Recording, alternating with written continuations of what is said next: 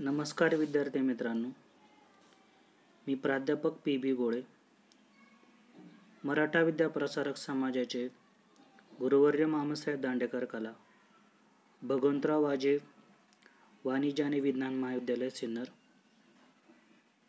व्यवसाय प्रशासन पेपर क्रमांक 3, वित्त उत्पादन आणि प्रक्रिया कार्य, टी.वाय. बी.कॉम, प्रकरण 4 भांडवल व्यवस्थापन या चॅप्टरमधील शेवटचे लेक्चर. अल्पकालीन वित्त पुरवठा याला आपण सुरुवात करणार आहोत. मागील लेक्चरमध्ये प्रतिभूतींची हमी, प्रतिभूतींचा अर्थ, व्याख्या आणि पद्धतींचा आपण अभ्यास केला. अल्पकालीन वित्त पुरवठा या टॉपिकला आपण सुरू करणार आहोत. अल्पकालीन वित्त म्हणजे अशा स्वरूपाचं वित्त की जे 1 वर्षाच्या आत परत करावं लागतं.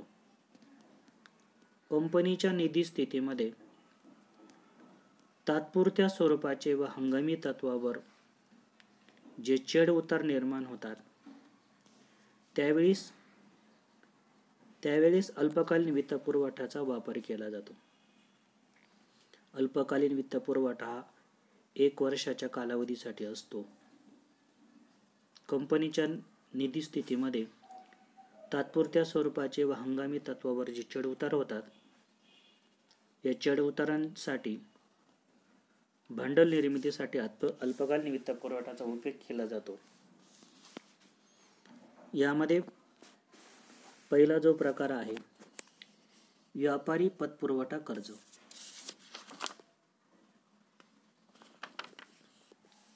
साधारणपणे अल्पकालीन कर्ज 1 वर्ष किंवा त्याआधीच परत केले जाते. कंपनीच्या कारभारातील हंगामी आणि तात्पुरत्या गरजा भागवण्यासाठी किंवा कायमस्वरूपी खर्च भागवण्यासाठी अल्पकालीन वित्ताचा वापर केला जातो.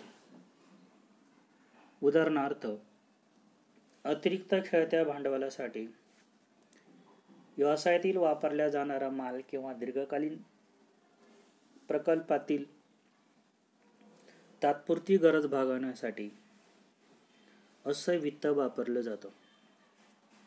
खेळत्या भांडवलाचा चल भाग अल्पकालीन वित्त पुरवठ्यातून निर्माण होतो. त्याचे मुख्य स्रोत खालीलप्रमाणे आहेत. त्यामध्ये व्यापारी कर्ज,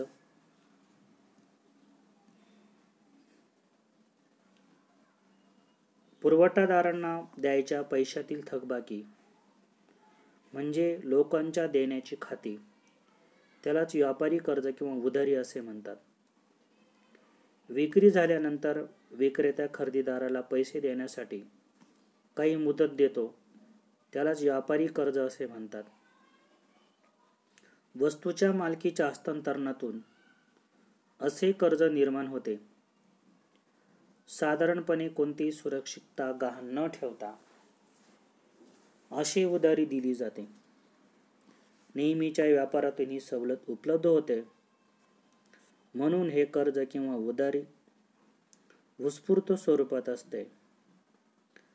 अशा उधारीची एकूण व्याप्ती, खरेदीदाराची पत, विक्रेत्यांची आर्थिक परिस्थिती, खरेदीदारांच्या अटी व शर्ती, बाजारातील स्पर्धा वगैरे गोष्टींवर अवलंबून असते. अशी उधारी 2 प्रकारची असू शकते. खुली उधारी, आश्वासन पत्रावरील उधारी. खुल्या उधारीमध्ये खरेदीदाराला कर्जासाठी किंवा उधारीसाठी कुठल्याही कागदपत्रावर सही करावं लागत नाही. आश्वासन पत्राधारित उधारीमध्ये खरेदीदार आश्वासन पत्रावर किंवा बिल ऑफ एक्सचेंज कर्ज घेतल्याचा पुरावा म्हणून अशा कागदावर सही करतो. वरील दोन्ही प्रकारात कोणतीही मालमत्ता गहाण न ठेवता विश्वासावर हे कर्ज दिलं जातं. याचे फायदे: सहज उपलब्धी. कोणती कायदेशीर कृती करावी लागत नसल्याने व्यापारी कर्ज किंवा उधारी मिळवताना फारशा अडचणी येत नाही. दुसरा फायदा, सातत्याने उपलब्धता. उधारी ही अनौपचारिक व्यापार असेपर्यंत सतत चालूच राहते. संस्थेला दैनंदिन व्यवहारासाठी अधिक खेळते भांडवल शोधण्यासाठी इतर कुणाकडे जाण्याची गरज भासत नाही. तिसरं, मालमत्ता गहाण ठेवावी लागत नाही. यात खरेदीदाराची कुठलीही मालमत्ता गहाण ठेवली जात नाही. चौथा फायदा, लवचिकता. व्यापारी उधारी हा खेळत्या भांडवलाचा एक लवचिक मार्ग आहे. गरज असते तेव्हा खरेदीदार पैसे देणे थांबवू शकतो. अशा वेळी विक्रेता खरी अडचण समजावून घेतो व उधारीची विनंती मान्य करतो. उधारीची मुदत संपायच्या आधीच पैसे देऊन काही वेळा खरेदीदार थोडी सुटही मिळू शकतो. पुढचा मुद्दा आहे तोटे आणि मर्यादा. जास्त खर्च. विक्रीची किंमत ठरवताना विक्रेता उधारीवरील व्याज, जोखीम व गैरसोय विचारात घेतो. त्यामुळे अशा कर्जाचा खर्च जास्त येऊ शकतो. दुसरा मुद्दा, अवाजवी व्यापार विस्तार. भरपूर उधारी उपलब्ध असल्याने संस्था अवास्तवपणे व्यापार वाढवू शकते व त्यामुळे नुकसान होऊ शकते. पुढचा आणि शेवटचा मुद्दा, हप्त्यावर पतपुरवठा कर्ज. हप्त्याने पतपुरवठा करताना हप्त्यांची ठराविक संख्या ठरवली जाते. आजकाल अनेक जण घरातील मोठ्या वस्तू, गाड्या वगैरे दीर्घकाळ टिकणाऱ्या वस्तू हप्त्याने विकत घेतात. यामध्ये विक्रेत्यांकडून ग्राहकांना उधारी दिली जाते. काही वित्तीय संस्था, सावकार, बँका खरेदीदारांना कर्ज देतात. खरेदीदारांना प्रत्यक्ष वस्तूचा ताबा दिला जातो. विक्रेत्याला संबंधित कर्जदाता संपूर्ण रक्कम अदा करतो व नंतर ही रक्कम व व्याज ठराविक हप्त्यांतून खरेदीदाराकडून वसूल केले जाते. तोपर्यंत कर्जदात्यांकडे या वस्तूचा कायदेशीर मालकी हक्क राहतो. व्याख्या. संपूर्ण कर्जे फिटेपर्यंत ठराविक मुदतीमध्ये ठराविक अंतराने व्याजासह मुद्दलाची विशिष्ट रकमेतून परतफेड करणे याला हप्त्याने पतपुरवठा असे म्हणतात. या संदर्भात आपण मागे चर्चा केलेलीच आहे. याची उदाहरणं आपण बघितली होती की जमिनीसाठी, गृहबांधणीसाठी कर्ज, गृहतारण कर्ज, भाग भांडवलावर दिलेले कर्ज, घरांच्या आधुनिकीकरणासाठी कर्ज, मोटरगाडी, बोटींसाठी कर्ज, शैक्षणिक कर्ज, वैयक्तिक कर्ज, पर्यटनासाठी कर्ज. सहसा मुद्दल व व्याजासह समान हप्त्यातून अशी कर्ज परतफेड केली जाते. विशिष्ट मुदतीमध्ये मासिक हप्त्यांनी ही पूर्णपणे तारणबद्ध कर्जे फेडली जातात. यासाठी वैयक्तिक मालमत्ता जी आहे हिचं तारण यामध्ये दिलं जातं. यानंतर सरावासाठी प्रश्न, 150 शब्दात उत्तरे द्या साठी प्रश्न. अल्पकालीन वित्तपुरवठा म्हणजे काय? अल्पकालीन वित्तपुरवठ्याची वैशिष्ट्ये सांगा. दुसरा प्रश्न, बँकांद्वारे घेण्यात येणाऱ्या कर्जाचे फायदे आणि मर्यादा स्पष्ट करा. तिसरा प्रश्न, सार्वजनिक ठेवी म्हणजे काय? सार्वजनिक ठेवीचे फायदे व मर्यादा विशद करा. प्रश्न चौथा, कर्जाचे प्रकार यावर टिप्पणी द्या. प्रश्न पाचवा, स्थिर भांडवलावर परिणाम करणारे घटक स्पष्ट करा. प्रश्न 6, मालकी हक्क भांडवल आणि कर्ज व भांडवल यातील फरक स्पष्ट करा. 500 शब्दात उत्तरे द्या. हा क्वेश्चन 20 मार्कासाठी किंवा 16 मार्कासाठी विचारला जातो.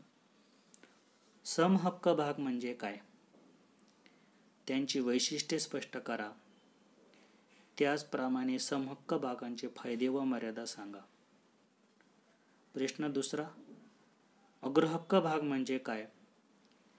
त्यांचे वैशिष्ट्य सांगून त्यांचे फायदे व मर्यादा विशद करा. प्रश्न 3, खेळते भांडवल म्हणजे काय, त्याचे स्वरूप आणि महत्त्व विशद करा. प्रश्न 4, खेळते भांडवल उभारणीचे विविध स्रोत सांगा. प्रश्न 5, खेळते भांडवल म्हणजे काय ते सांगून खेळत्या भांडवलाच्या गरजांवर निश्चितीकरणाचे घटक स्पष्ट करा. प्रश्न 6, नफ्याचा वाटा शिल्लकेत राखणे म्हणजे काय, त्याची उद्दिष्टे स्पष्ट करून फायदे व मर्यादा विशद करा. यानंतर टिपा द्या. पहिली टीप, अल्पकालीन वित्ताची वैशिष्ट्य स्पष्ट करा. बँक कर्जाचे फायदे स्पष्ट करा.